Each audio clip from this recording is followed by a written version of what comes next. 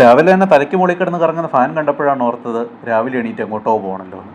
ജോലിയില്ലാത്തതും രാവിലെ എണീറ്റിട്ട് എന്തിനാണെന്നുള്ളൊരു ചോദ്യമായിരുന്നു ഇത്രയും കാലം. പക്ഷേ ഇന്നിപ്പോൾ അങ്ങനെയല്ല. അതേ ഗൈസ്, എൻ്റെ 8 സബ്സ്ക്രൈബേഴ്സിന് സന്തോഷിക്കാം, എനിക്കൊരു ജോലി കിട്ടി. ശരിക്കും ഒരാഴ്ചയൊക്കെ ജോലിയില്ലാണ്ട് വീട്ടിലിരുന്നപ്പോൾ തന്നെ തലയ്ക്കകത്തൊരു ടെൻഷനായിരുന്നു. എന്ത് ചെയ്യും, എന്ത് കാണിക്കും, ജോലി കിട്ടുമോ, അതോ ഇനി പണിയില്ലാണ്ട് ലൈഫ് ലോങ് നടക്കേണ്ടി വരുമോ, എല്ലാവർക്കും ഉണ്ടാകുന്ന ചില ടെൻഷൻസ്. പക്ഷേ ഇന്നിപ്പോൾ ഇങ്ങോട്ട് കയറി ചെല്ലുമ്പോൾ അതിനൊരു പരിധി വരെ കുറവുണ്ട്. പുതിയ കമ്പനി, പുതിയ ടെക്നോളജി, പുതിയ കാര്യങ്ങൾ, എങ്ങനെയാവും ഇവിടുത്തെ ജീവിതമൊന്നും എനിക്കറിയില്ല.